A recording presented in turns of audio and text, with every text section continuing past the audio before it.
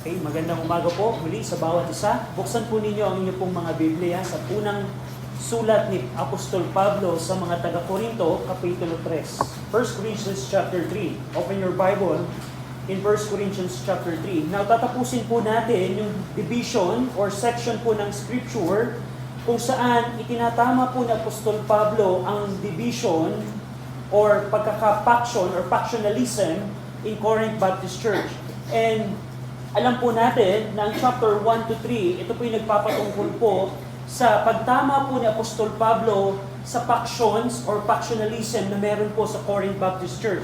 Now, babalikan lang po natin quickly yung buong section po na ito ng Scripture. Alam po natin na sinimulan po ito ni Apostol Pablo sa kanya pong pakikiusap po sa kanila sa 1 Corinthians 1:10 kung saan nakiusap or nag-beseech or kumbaga parang tumatawag siya sa mga mananampalataya sa Korinto na itigil ninyo ang pagkakahiwa-hiwalay ninyo. Kasi sa chapter 1 verse 10, alam natin na yung kanilang division, ito yung nagresulta sa division in their doctrinal belief. Kung saan nagkakaroon na sila ng pagkakaiba ng belief and so on and so forth.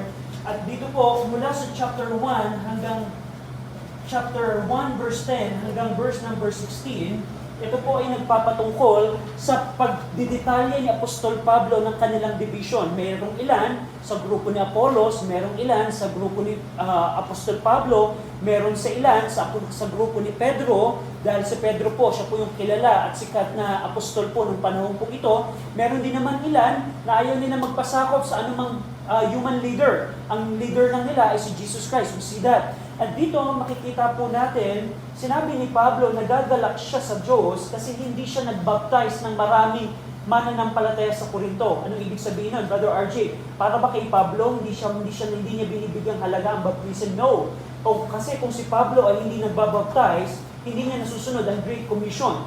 Kasi we know, after natin mag-go, we need to baptize. Ang tinutukoy dito ni Paul, meron siyang inassign na ibang tao na mag-baptize, probably Timothy or probably Silas. Si Pablo ang nag-win ng mga tao, pero sasabihin niya, Silas and Timothy, kayo na yung mag-baptize, kayo na mag-officiate ng baptism. Bakit? Kasi ang mga taga-Korinto po, nakatingin sila sa mga tao. Mas gusto nila, ako, binautismahan ako ni Pablo. Kaya ako'y proud to be a Paulinian. I think yung school ni Ate Tess, Paulinian, di ba? I'm a Paulinian. Kasi binaptize ako ni Pablo. At sabi ni Pablo, nagagalak ako kasi hindi ako nagbaptize ng marami sa inyo. Kasi alam ko kung ang inyong pag-iisip. Pero sinabi ni Paul sa verse number chapter 1, so we see chapter 1, verse 17, hanggang huling verse ng hanggang 31, dito niya ipinakita na siya ay nangaral according sa wisdom ng mga taga-Korinto. Now, dito po sa section po na ito, verse 17 to 31, dito po nagpakita si Apostol Pablo in order na i-correct yung kanilang division. Ipinakita niya dito yung tatlong foolishness of God. Kung yung pong term na foolishness of God, makikita niyo po yan sa verse 25, na ibinigyan detalye ni Pablo dito, ano yung mga kamangmangan na akala ng tao ay kamangmangan ng Diyos. Meron kayong tatlong makikita po dito. Yung una po ay yung kaligtasan sa pamamagitan ng isang taong ipinako. Para sa mga Hudyo, ay para sa mga Griegong taga-Korinto, yun ay isang kamangmangan. Bakit ka aasa sa isang taong ipinako? Ang pagkakapako ay isang picture ng defeat. Bakit isang kamangmangan to? Yun pong crucifixion ng ating Panginoon. Pangalawang kamangmangan ay yung pong preaching of the cross. Kung si Pablo ay magsalita, hindi siya magaling hindi siya makatang magsalita, hindi siya rhetoric, hindi siya mabulaklak magsalita. At para sa mga Hudyo, para sa mga taga-Korinto, isa din yung kamangmangan. Mas gusto namin paniwalaan yung mga tao na napakagaling magsalita, na nape-present yung idea sa mabulaklak na pamamaraan, yun ang karurungan. Pero sa kanila, yung preaching ni Paul, preaching of the cross, it is a foolishness. Another foolishness na makikita niyo po sa section po nito, 17 to 31, ay yung pagpili ng Diyos ng mga church member. Sinabi ni Paul sa section po nito, tingnan ninyo mga taga-Korinto, sino kayong klaseng mga church member? Mga ano ba kayo? Mga kilala ba kayong church member? Kayo ba ay mararangya? Kayo ba ay mga noble? Pero pag tinignan ninyo, ang inyong church membership, mga ordinaryong tao kayo. Para sa mga hindi ligtas, isang kamangmangan yun. Kasi, Panginoon, akala ko ba ang church ay napakalaga sa iyo? Pero bakit ang mga ginawa mong church member ay mga ordinaryong tao, mga slave lamang? Sa mga hindi mananampalataya, yun ay isang foolishness. So we see itong ongoing developing topic ni Paul para itama yung division sa kanila. And chapter 2, verse 1 to 16, chapter 2, verse 1 to 16, dito po ipapakita ni Paul, especially sa verse number 1, nung pumunta si Paul sa Corinth 3 to 5 years ago, nung sinulat niya ito, sabi ni Paul, nung pumunta ako sa inyo, hindi ako nagsalita na katulad ng inyong mga philosophers. Hindi ako katulad ng mga inaasahan ninyo na magagaling magsalita. Actually, kung titingnan po natin, sabi pa ng mga kaaway ni Pablo sa kanyang pangalawang sulat, kung si Pablo ay magsalita, ay isang kasuklam-suklam. Yung tayo at tindig na Apostol Pablo, di ba? May mga tao na pag tumindig ay talagang napaka matipuno at talagang kapanipaniwala. Si Pablo ay hindi po ganon. Sinabi ni Paul, when I came to you, hindi ako nagpunta sa inyo with the excellency of speech and so on and so forth. Pero sinabi dito ni Paul, kahit ako ay hindi nagsalita ng wisdom na inaasahan ninyo, hindi ibig sabihin nito ay ako hindi nag-preach ng wisdom sa inyo. Dito po sa section po na ito, ipapakita ni Paul ano ba yung wisdom of God na nire-reveal ng Espiritu ng Diyos. Alam niyo po ba na ang wisdom po ng Diyos, kung hindi ka ligtas, ay hindi mo mauunawaan. Kasi binanggit niya dito sa chapter 2, ang Spirit of God ang nagre-reveal ng wisdom of God. Kaya ngayon natural man, isang taong kinikilos ng kanyang old sinful nature, ay hindi niya talaga tatanggapin ang mga bagay ng Espiritu ng Diyos. So we see that in chapter 2. Chapter 3, verse 1 to 7, chapter 3, verse 1 to 7, continuation pa rin ng kanyang pagdidil sa division sa church. Dito niya binanggit na mga mananampalataya, nung ako'y pumunta sa inyo, hindi ko kayo mapakain ng karne, preparing ito sa mga matataas na antas ng katuruan. Pag tinignan po ninyo ang teaching ni Paul sa mga taga-Thessalonica, sa mga taga-Ephesus, talagang napaka-highly doctrinal ang pagtuturo ni Pablo. Pero ang mga taga-Corinto, sabi ni Paul, hindi ko kayo mapakain. Bakit? Kasi kumikilos kayo carnally. At ang patunay ng kanilang carnality in the church ay yung kanilang strife, envying, and division sa church. At pagpapatunay yan. And we see dito na sa section po na ito, merong iba na nagsasabi, grupo kami ni Pablo. Merong iba na nagsasabi, grupo kami ni Apollos. Hindi ba ganyan ang ebidensya na kayo ay kumikilos carnally? So we see that in chapter 3, verse 1 to 7. Now, this is something that we need to capture po sa section po ng scripture. Yung pong chapter 3,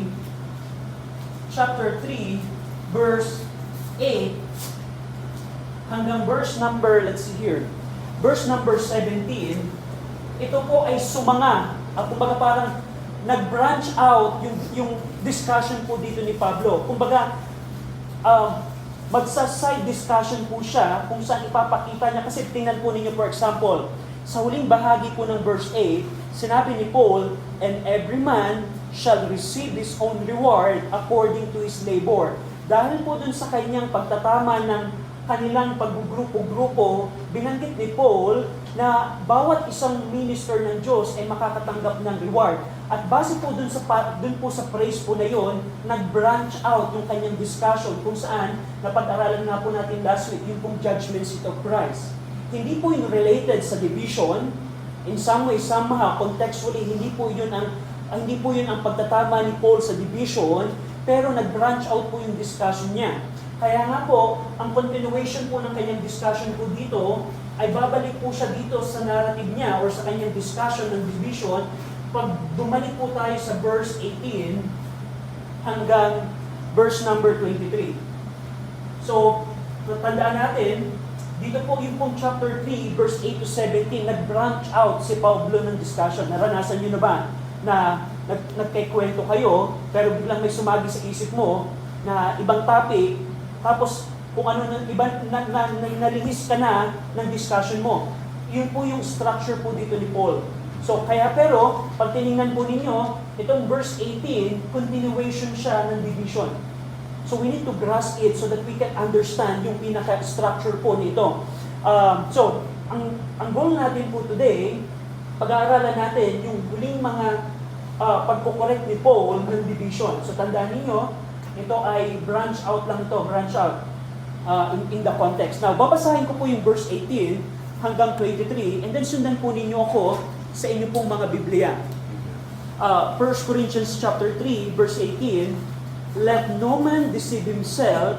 If any man among you seemeth to be wise in this world, let him become a fool, that he may be wise. Verse 19, for the wisdom of this world is foolishness with God, for it is written, He taketh the wise in their own craftiness. And again, the Lord knoweth the thoughts of the wise, that they are vain. Therefore, let no man glory in men, for all things are yours, whether Paul, or Apollos, or Cephas, or the worlds, or life, or death, or things present, or things to come, all are yours, and ye are Christ, and Christ is God. Shall we pray?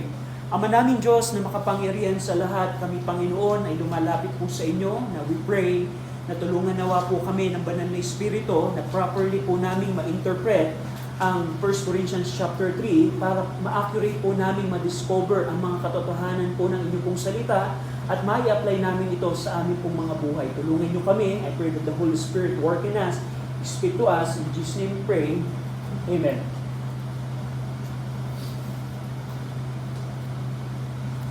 So, pagkatapos pong i-expand ni Paul yung pong theology niya ng rewards, which na pag-aralan natin, verse 18, 8 to 17, babalik po sa Apostol Pablo sa kanyang discussion ng division. Babalik po siya. At dito po, tatapusin po ni Pablo ang kanyang pagkukorek sa mga taga-Korinto sa kanilang division sa pagbibigay ng warning sa mga mananampalataya sa kanilang self-deception. Dito ipapakita ni Pablo na ang mga mananampalataya sa Korinto, dinadaya nila ang kanilang sarili. Tingnan niyo po, for example, sa verse number 18, sabi ni Paul, let no man deceive himself. Yung pong word na deceive, grammatically, konting grammar po tayo, yan po ay utos, imperative po yan. Ibig sabihin, inuutosan ni Paul, mga mananampalataya sa taga-Korinto, huwag ninyong dayain ang inyong mga sarili. Bakit Apostol Pablo, paano namin dinadaya ang aming mga sarili? Bibigyan niya po ito ng detalye. Sabi ni Paul, if any man among you seemeth to be wise in this world, let him become a fool. Paano dinadaya ng mga mananampalataya sa Korinto ang kanilang sarili? Sa pagtingin nila sa kanilang sarili na sila ang pantas base sa batayan ng mundo. Ang contextually, Brother RJ, ano yung wise na tinutukoy dito? Kailangan nating balikan po ito.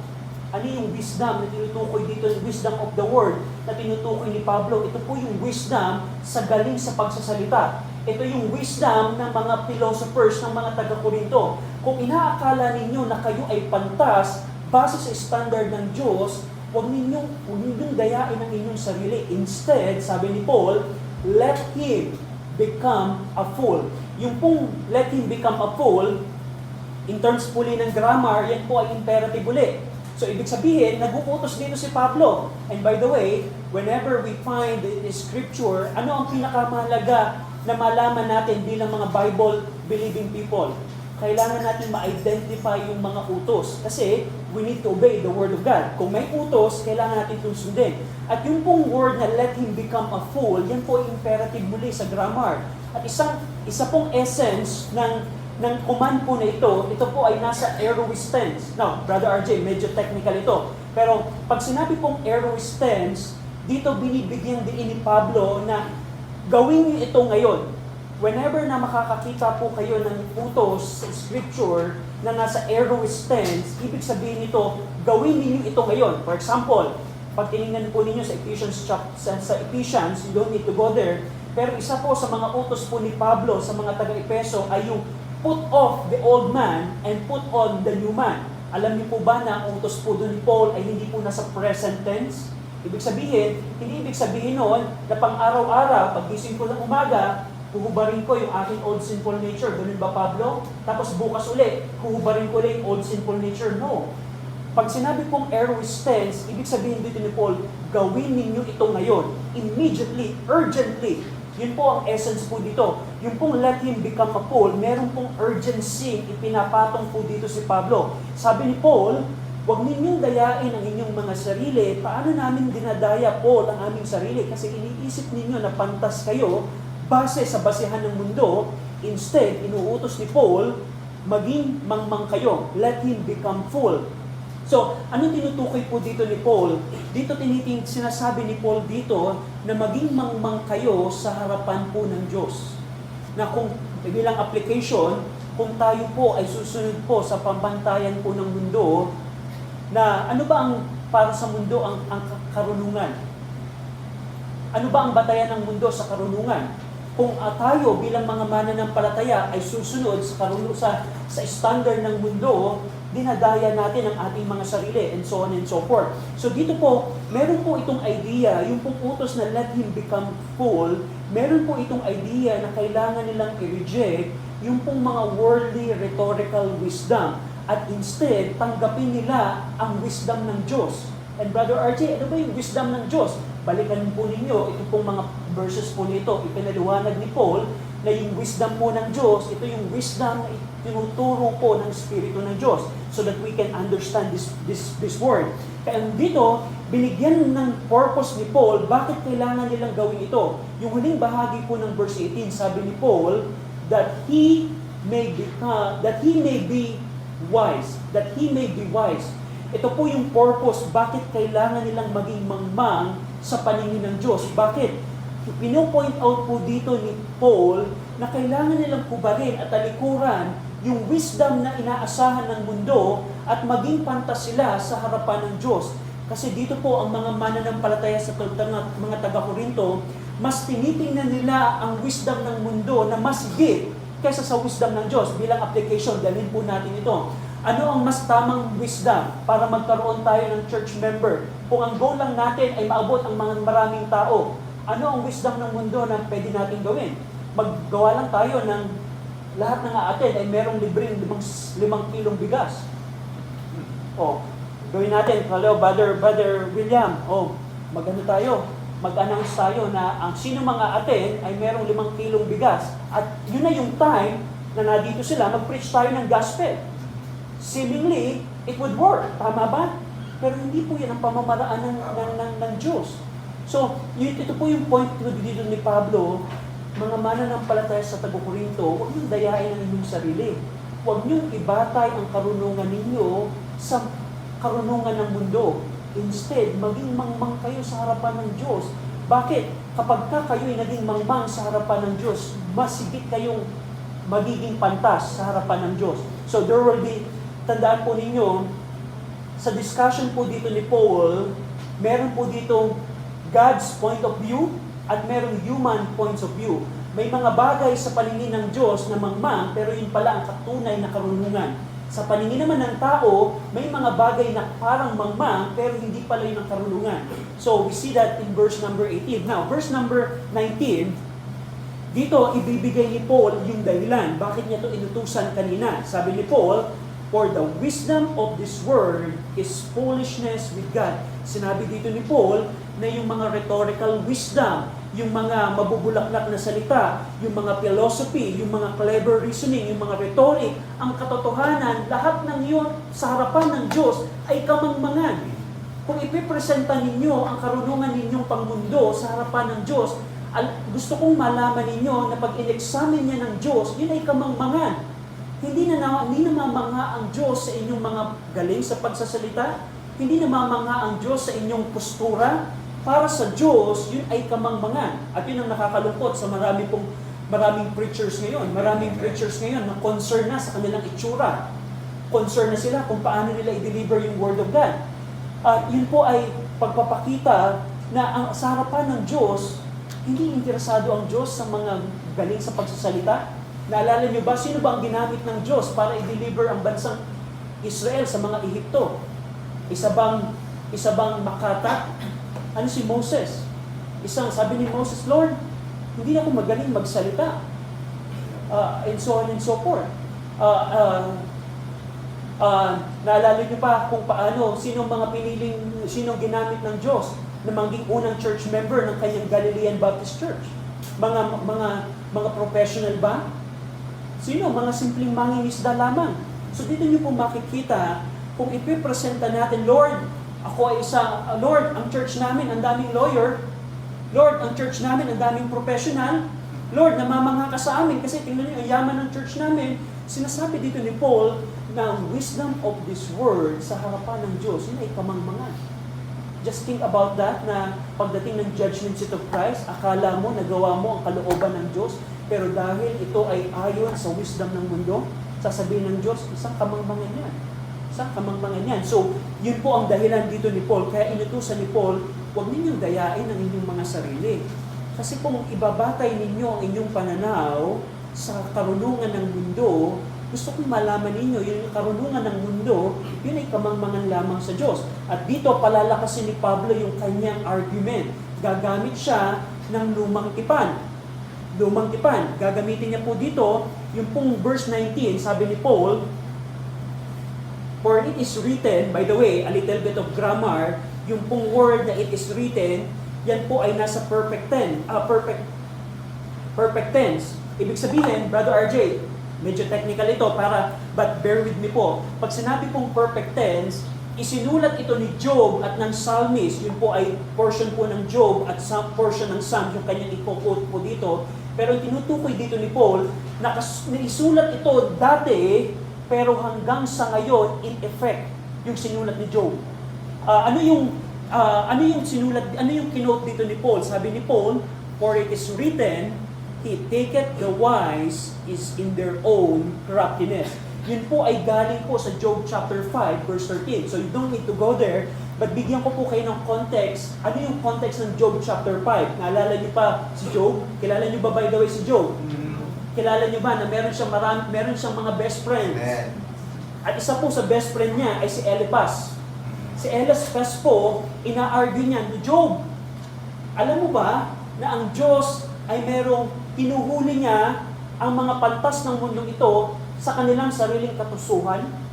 Sinabi yun ni Eliphaz, yung pong Job chapter 5, ito po yung words ni Eliphaz, kanyang kaibigan. Sabi ni Eliphaz, Job, mangangaral ako sa iyo. Gusto kong malaman mo, Job, na ang Diyos, hinuhuli niya ang mga pantas sa kanilang sariling katusuhan. Anong ibig sabihin dito, di ba? At dito, ang mali ni Eliphaz, because we know the book of Job, ang mali ni Eliphaz, ni-wrongly apply niya to kay Job. Inaakala ni Eliphaz na kaya nagsasuffer si Job ay dahil may kasalanan si Job. Tama yung binanggit ni Eliphaz sa Job chapter 5, pero he wrongly applied it to Job. So we know that, yun po yung context po dito. Pero ito ay ginamit po ni Apostol Pablo.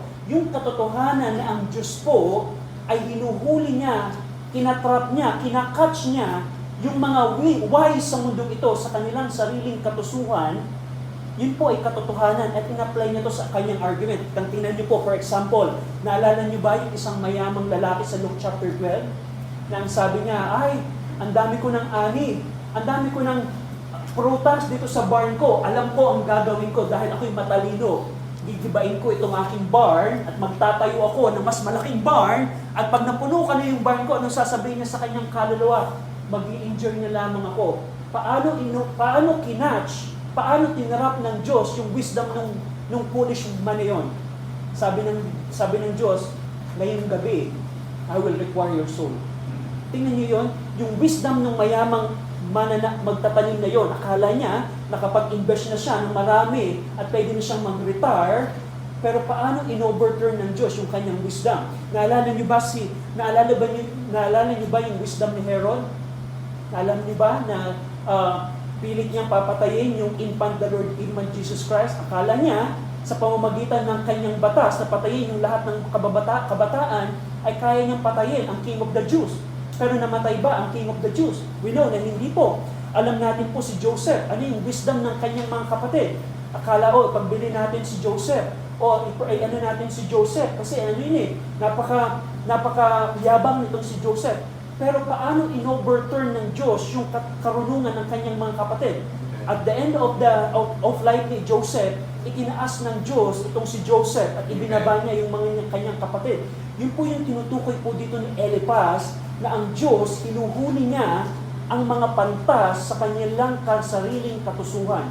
At yung pong truth na ito, in-apply ni Apostol Pablo sa kanyang argument. Kaya sabi niya sa mga Korinto, alalahanin niyo ang sinabi ng Book of Job, na ang Diyos, hinuhuli niya ang mga matpantas sa kanilang sariling katalinuhan. Kaya huwag niyong dayain ang inyong sarili. Pangalawa po, na in-imply po dito na scripture ni Paul sa verse 20, basahin po natin ang sabay-sabay. 1 Corinthians 3, verse number 20, ready? Read. And again, the Lord knoweth the wise that they are vain. So ito naman po, ay galing sa Psalm 94, verse 11. Kinote po ito ni Pablo na, by the way, tanong, mahalaga ba ang Old Testament? Alam niyo po ba na may mga churches po in our time, may mga Baptist churches po right now, na hindi po nila ino-honor ang Old Testament? You cannot understand the New Testament without the Old Testament. Amen. At ito po yung pruweba po na ito. Hindi mo ma-interpret yung verse 20 kung hindi mo alam ang Old Testament. So, dito po, kinote po dito ni Pablo yung pong awit ng psalmist sa Psalm 94. Ang context po nito, ang Psalm 94 po, ito po yung prayer ng psalmist sa Diyos, na i-judge ng Diyos nawa ang mga proud and the wicked. Dito, yung pong mga wicked, ino-oppress po nito ang mga tao po ng Diyos, at yung psalmist ni-rebuke yung pong mga wicked by saying na ang Diyos na lumikha ng tenga at ng mata, alam ng Diyos ang nasa isip ng tao. Kung ang Diyos ang naglikha ng mata mo at ng tenga mo, hindi kaya alam ng Diyos kung ano na iisip mo? Yun po yung context po dito. Dito dineclare po ng psalmist na ang Panginoon po, si Jehovah, alam po niya ang reasoning po ng tao.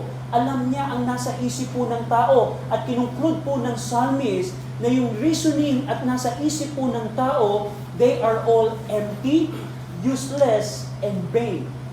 Kaya nga po tayo pong tao, ay may mga landasin po tayo na akala natin, there's a way that seemeth right unto a man, that's the natural nature. Akala natin, Panginoon, akala ko tama yung desisyon ko. Panginoon, akala ko tama yung aking kaibigan. Panginoon, akala ko tama yung ginagawa ko. There's a way that seemeth right unto a man, but alam natin, the end thereof ay kamatayan. At yun po yung tinutukoy po dito ng Psalm 94, alam po ng Diyos ang ating pong nasa isip. Alam po natin ang thoughts po ng mga matatalino. Ano ang thoughts ng mga matatalino? They are vain. In-apply po ito ni Paul sa kanya pong argument. So he used Job chapter 5 and used Psalm 94 para po ipakita sa mga taga-Korinto, huwag ninyong dayain ang inyong mga sarili. Huwag niyong itaas ang inyong standard sa standard ng mundo. Kasi yung standard ng mundo, yun ay kamangmangan lamang sa harapan ng Diyos. And so on and so forth. Now, verse number 21, dito po, mag-uutos po muli si Apostol Pablo. Concluding words po ni Apostol Pablo. Sabi ni Paul, verse 21, therefore, let no man glory in men. Dito, mula doon sa kanyang discussion, mula sa chapter 1, verse 10, hanggang sa chapter 3, iko-conclude niya to. Yung pong word na therefore, sakop po niya yung mga binanggit niya sa chapter 1. Sabi ni Paul sa makatuwid, ito ang utos ko, mga mananampalataya sa Korinto, huwag kayong magmayabang sa tao.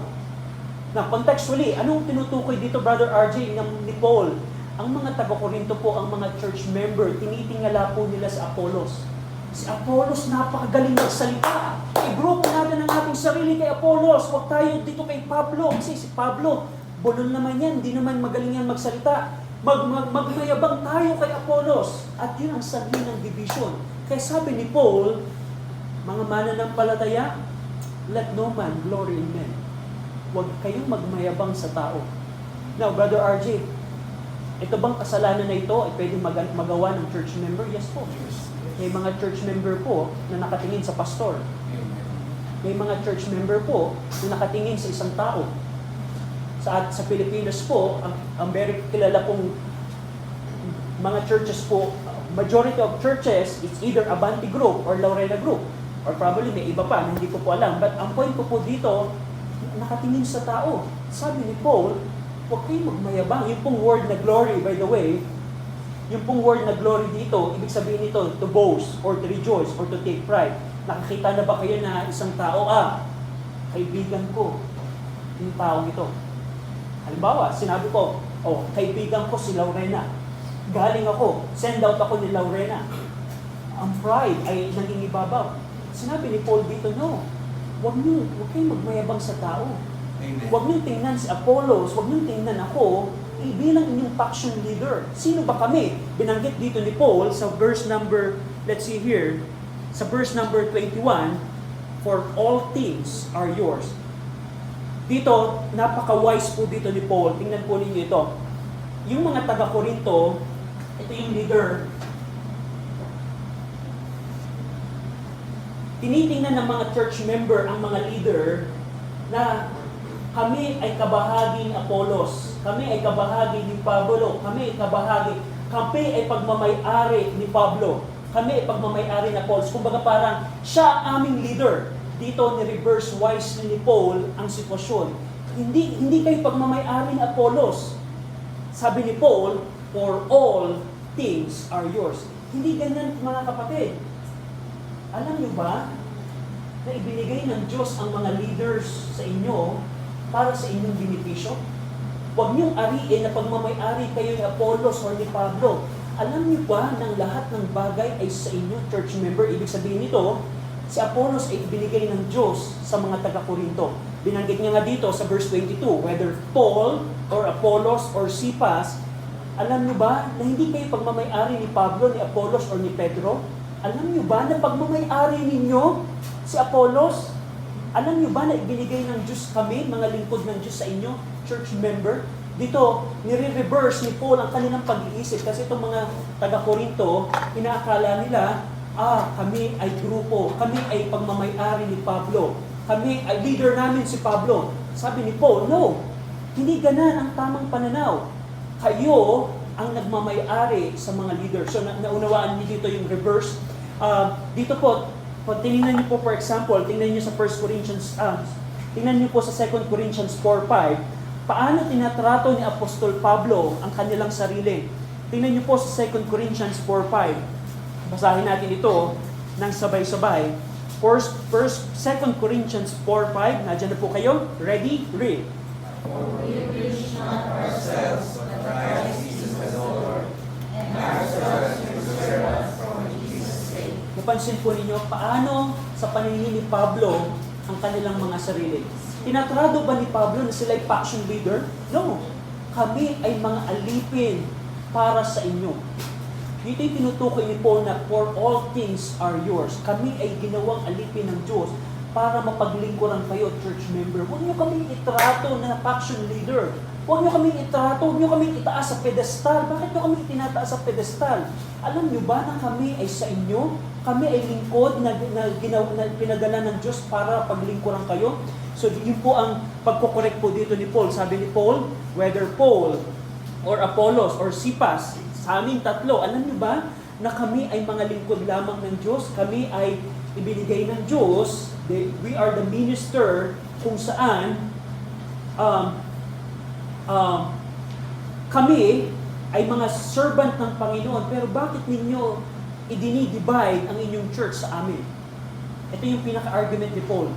Alam niyo ba na alipin lamang kami na ibinigay sa inyo? Bakit ninyo pinag-iwalay ang inyong membership sa amin? So, and dito, i-continue po ni Paul yung listahan na pagmamay-ari or for the benefits ng mga taga-Korinto, ng mga church members sa Korinto. Nabanggit niya na yung sa verse 22, whether Paul or Apollos or Cephas, kasunod po, pang-apat, or the word. Yung pong word na tinutukoy po dito, ito po yung created order o yung present term.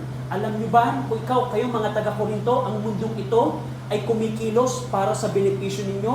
Yung pong word na ito, ito po yung nagpapatungkol kung saan ang Diyos ay kumikilos sa mundong ito para sa benepisyo ng mga Kristiyano.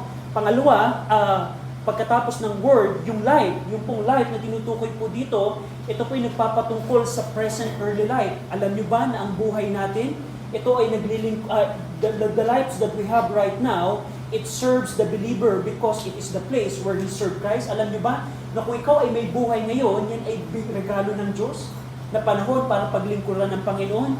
So hindi lamang word, life, and even death.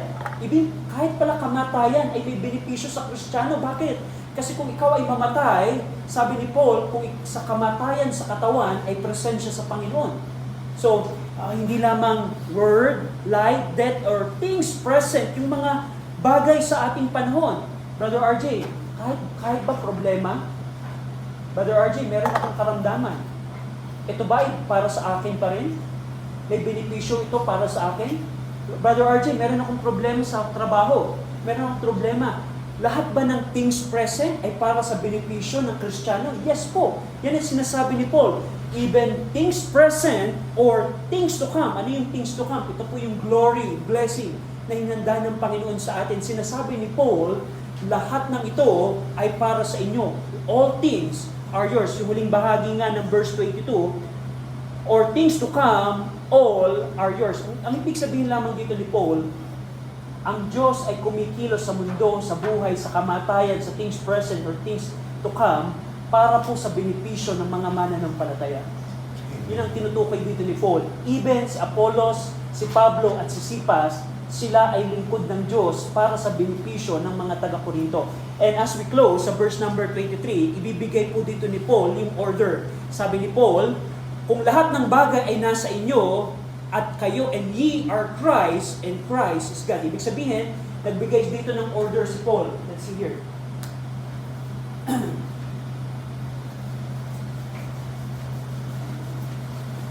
Nabanggit ni Paul, ang mga leader pala, and even yung mga death, and so on and so forth, lahat pala ng yun ay para sa mga mananampalataya. Or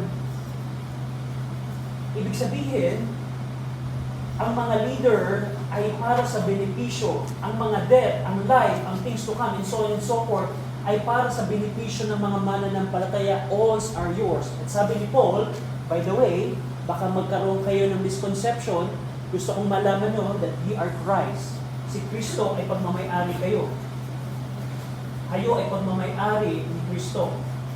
At ano ang order niya ni Paul? Pagkatapos nun, and ye are Christ, and Christ is God. Yan ang order ni Paul. Ang problema sa mga taga-Korinto, tinatarato nila na yung leader nila ay nasa ilalim sila ng leader nila, which is nag-cause ng division. Tinatrato nila, I'm Apollos, ako ay kabahagi ni Apollos, ako ay kabahagi ni Sipas, and so on and so forth. Pero hindi pala ganun yung order ng Diyos. Lahat pala ng bagay ay para sa benepisyo ng mga mananampalataya. Aren't you glad na ang Diyos ay merong benepisyo para sa iyo? Alam niyo ba na ang Panginoon ay nagbibigay sa church ng mga teacher, pastor, and so on and so forth, according sa Ephesians 4, para sa benepisyo mo at benepisyo ko?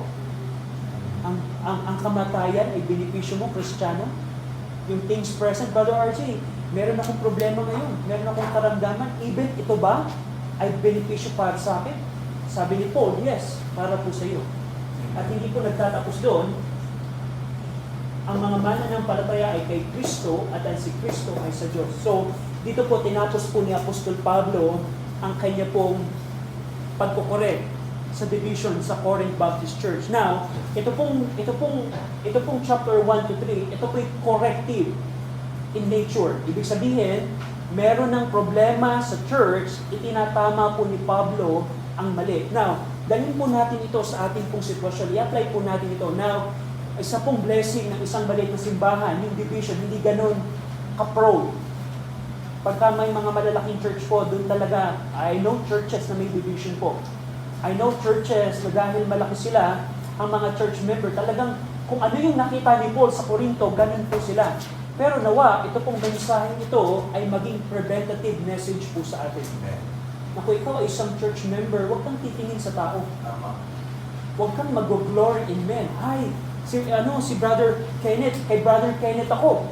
Oh, hindi, kay Brother RJ ako. Hindi, kay Brother Bill ako. Don't do that. The Lord doesn't want, ayaw ng Diyos na gawin mo yun. Kasi kami, mga minister na nagtuturo, sabi ni Paul, kami ang ibinigay ng Diyos para sa inyo. Hindi kami ang may-ari sa inyo, kami ang naglilingkod sa inyo. At huwag kayo, at nawa, bilang mga mananampalataya, makita natin na ang division po ay napakalaking problema. Napakalaking problema. Nawa, as the church continues, nawa maalala natin ito na ayaw ng Panginoon na magkaroon tayo ng division. Ayaw ng Diyos na dumating tayo sa punto na nangyari sa mga taga-Corinto na hindi na, kung naalala po ninyo, ang Corinth Baptist Church, nagsisigawan po sila sa church. Just think about that, Brother RJ. Nagsisigawan ang mga church members sa loob ng church service nila. Yes po. Ganun katindi yung division nila. And so on and so forth. And nawa, ang prayer po natin, yes, it's, for me personally, I think, we don't have this kind of problem right now, pero wag po tayo maging kampante. Ito po ay pwedeng mangyari po sa atin kung hindi po tayo mag-aabide sa teaching ng Panginoon. So bilang mga mananampalataya, I hope ito pong chapter 1, 2, and 3, maging preventative message po natin ito sa bawat isa. Shall we pray? Ama naming Diyos, salamat sa 1 Corinthians 1, 2, and 3 na pinakita po ninyo sa amin kung paano po ninyo itinatama through Apostle Paul's teaching ang division po sa church. And we pray na sa aming pong mensahe na aming pong napakinggan ay matuto po kami at higit sa lahat matutunan po namin na huwag magmayabang sa tao. Yes, We pray na tumingin lamang kami sa aming pong Panginoong Kristo because we are Christ and Christ is God. Tulungan niyo din po kami sa aming imbitasyon na kayo po ang mangusap. Sa ngalan po ng aming Panginoong Kristo, ito po ang aming samot panalangin. Amen.